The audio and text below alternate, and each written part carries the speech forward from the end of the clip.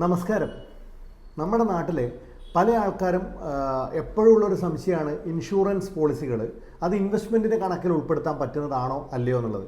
പക്ഷേ എക്സ്പേർട്ടുകൾ പറയുന്നത് insurance is not an investment എന്ന് തന്നെയാണ്. എന്തുകൊണ്ടാണ് അങ്ങനെ അതിനെപ്പറ്റി പറയുന്നത് എന്ന് നോക്കുകയാണെങ്കിൽ ആദ്യമായിട്ട് നമുക്കതിൻ്റെ മെയിനായിട്ടുള്ള ഡിഫറൻസ് ഒന്ന് നോക്കാം. ഒന്നാമതായിട്ട് എന്തിനു വേണ്ടിയിട്ടാണ് ഈ പറയുന്ന കാര്യങ്ങൾ എടുക്കുന്നത്, അല്ലെങ്കിൽ ഈ പറയുന്ന കാര്യങ്ങളിലേക്ക് നമ്മൾ ഭാഗമാവുന്നത്, അതായത് ഇതിൻ്റെ ഒരു പേർപ്പസ് എന്താണ് എന്നുള്ള കാര്യമാണ്. ഈ പേർപ്പസ് നോക്കുകയാണെങ്കിൽ ഇൻഷുറൻസ് എന്ന് പറയുന്നതിൻ്റെ പേർപ്പസ് എന്ന് പറയുന്നത് നമുക്ക് എല്ലാവർക്കും അറിയാം, അതൊരു പ്രൊട്ടക്ഷനാണ്. അതായത് നമ്മുടെ അഭാവത്തിൽ നമ്മുടെ കുടുംബത്തിനുണ്ടാവുന്ന ഒരു സംരക്ഷണം എന്നുള്ള രീതിയിലാണ് ഇൻഷുറൻസ് എന്ന് പറയുന്ന കൺസെപ്റ്റ് വരുന്നത്. നേരെ മറിച്ച് ഇൻവെസ്റ്റ്മെൻ്റ് എന്ന് പറയുന്നതിൻ്റെ ഉദ്ദേശം തന്നെ വെൽത്ത് ക്രിയേഷനാണ്. അതായത് നമ്മൾ ചെറിയൊരു കാശിനെ, അല്ലെങ്കിൽ നമ്മുടെ കയ്യിലുണ്ടാവുന്ന ഒരു വലിയൊരു കാശിനെ ഒരുപാട് വലുതാക്കിയിട്ട് മാറ്റുന്ന ഒരു വെൽത്ത് ക്രിയേഷൻ എന്ന് പറയുന്ന ഒരു കാര്യമാണ്, അല്ലെങ്കിൽ ആ ഒരു ജോലിയാണ് ആക്ച്വലി ഈ പറയുന്ന ഇൻവെസ്റ്റ്മെൻറ്റിനെ പറ്റി പറയാനുള്ളത്. ഇനി അതിൽ തന്നെ നമുക്കൊന്ന് ആലോചിച്ച് നോക്കാം. ഇതിൻ്റെ രണ്ടാമത്തെ കൺസെപ്റ്റ് എന്ന് പറഞ്ഞാൽ റിട്ടേൺ എന്ന് പറയുന്ന ഒരു കാര്യമാണ്. അതായത് ഇൻഷുറൻസ് പ്ലാനിനെ സംബന്ധിച്ചിടത്തോളം വളരെ ചുരുങ്ങിയ റിട്ടേൺസ് മാത്രമേ മാർക്കറ്റിൽ കൊടുക്കുന്നുള്ളൂ. ഇപ്പോൾ എൻഡോമെൻറ്റ് പ്ലാൻസ് ആയാലും അല്ലെങ്കിൽ മണി ബാക്ക് പ്ലാൻസ് ഒക്കെ ആയാൽ ഇപ്പോൾ ഏത് കമ്പനിയാണെങ്കിലും കൊടുക്കുന്ന റിട്ടേൺസ് എന്ന് പറയുന്നത് 4 മുതൽ 5%, പലപ്പോഴും അതുപോലും ഉണ്ടാവാറില്ല. ഇൻഫ്ലേഷനൊക്കെ ആണെങ്കിൽ അതിലും താണ റിട്ടേൺസ് ആണ് കൊടുക്കാറുള്ളത്. ഇനി യൂണിറ്റ് ലിങ്ക്ഡ് ഇൻഷുറൻസ് പ്ലാൻസ് പോലെയുള്ള പ്ലാൻസ് ഒക്കെ ആണെങ്കിൽ നമുക്ക് പറയാം മാർക്കറ്റുമായിട്ട് ബന്ധപ്പെട്ടാണ് കിടക്കുന്നതെന്ന് പറയാം. നേരെ മറിച്ച് നമ്മൾ ഇൻവെസ്റ്റ്മെൻറ്റിലേക്ക് തിരിച്ചു വരുമ്പോൾ നമുക്ക് കൂടുതൽ റിട്ടേൺസ് കിട്ടുന്നത് എവിടെയാണെന്ന് ചോദിക്കുകയാണെങ്കിൽ നമുക്ക് മ്യൂച്വൽ ഫണ്ട് അല്ലെങ്കിൽ PPF അല്ലെങ്കിൽ NPF പോലെയുള്ള പ്ലാറ്റ്ഫോംസിലാണ് നല്ല റിട്ടേൺസ് നമുക്ക് കിട്ടാറുള്ളത്.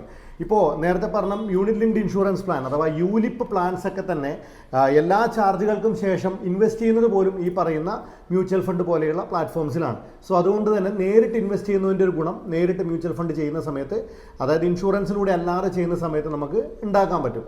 ഇനി അടുത്തൊരു കാര്യം എന്ന് പറയുന്നത് ചെറിയ കവറേജ് വലിയ പ്രീമിയത്തിന് എന്ന് പറയുന്ന ഒരു പ്രശ്നം ലൈഫ് ഇൻഷുറൻസിൽ എപ്പോഴും കാണാം.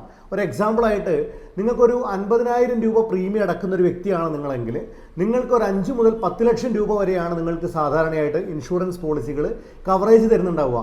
അതൊരിക്കലും നിങ്ങളുടെ കുടുംബത്തിന് സഫീഷ്യൻ്റ് ആയ ഒരു കവറേജ് ആണോ എന്ന് ചോദിക്കുകയാണെങ്കിൽ ഉറപ്പായിട്ടും അല്ല എന്ന് തന്നെയാണ് അതിൻ്റെ മറുപടി.